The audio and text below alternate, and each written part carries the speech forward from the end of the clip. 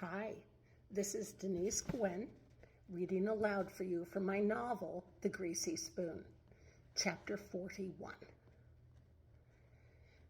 Nick leans back on his haunches, relief flooding through him. Okay, he can focus again. He gets back down to his hands and knees in the sweet green grass and, starting at the front hip pockets, pats Junior down and has to nearly lie on top of him to get at the back pockets. And when he reaches the left back pocket, his fingers touch something hard and cold, and it isn't Junior's dick.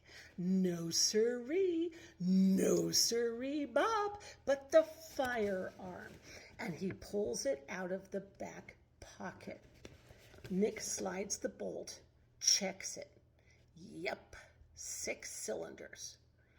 Hey, Junior! Surprised, Nick yells and leaps to his feet and, without thinking, unloads the gun into the belly of the man who's just opened the door and who's even now leaning on the handlebar as if it were any ordinary day and he were just passing the time.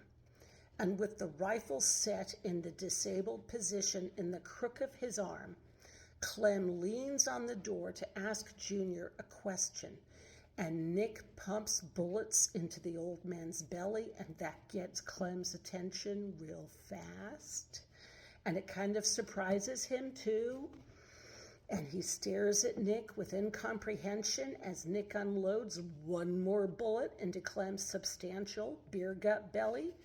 And Clem remains in his place, leaning on the door and staring at Nick for one long, hard second.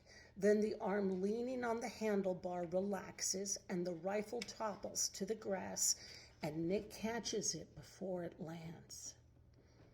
Carried by the force of his bulk, Clem's massive body slumps over, and he drops dead in the doorway of the factory.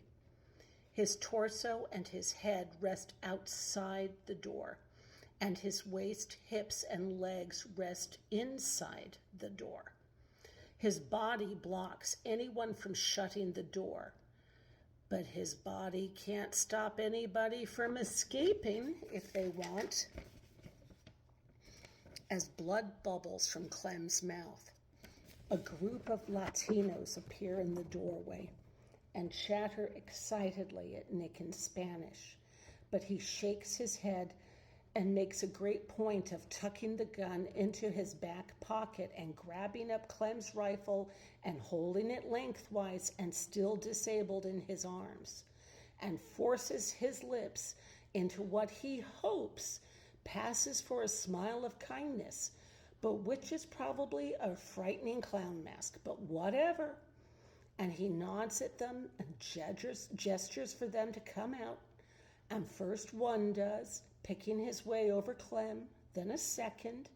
And pretty soon a stream of terrified Latinos are racing out of the factory, and they don't spare Nick a single glance backwards as they flee, running off in all directions.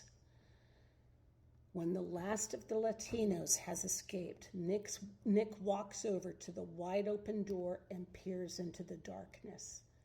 Maria, he calls out. Not a sound. Where is she? And where the hell is Jeb?